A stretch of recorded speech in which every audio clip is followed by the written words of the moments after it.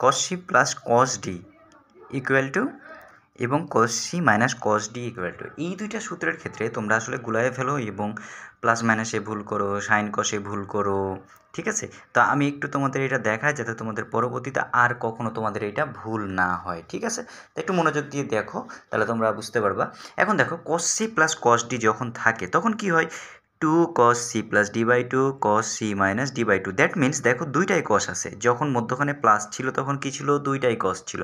এখন দেখো cos c মাইনাস cos d, দ্যাট মিনস মধ্যখানে কি আছে, মাইনাস আছে। যদি মাইনাস থাকে তাহলে cos দুইটা সাইন হয়ে যাবে, তাহলে 2 sine c plus d by two. আর এটাও কী হবে বললাম, দুইটাই যদি সাইন হয় এটাও সাইন হবে, এবং মধ্যখানে একটা পরিবর্তন আসবে, এইটা তোমাদের সবসময় ভুল হয়। তোমরা সবসময় কী করে ফেলো, যে আগেরটাতে c plus D by two C minus D by two করেছি, তাহলে এটাও c plus D by two C minus D by two, না তা না।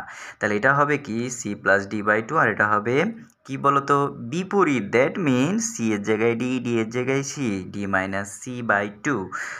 তাহলে বুঝতে পেরেছি যে পরিবর্তনটা কোথায় হয়েছে। দেখো cos c plus cos d হলো 2 cos c plus d by two into cos c minus d by two, এবং cos c মাইনাস cos d হলো 2 sin c plus d by two into sin d minus c by two. Clear?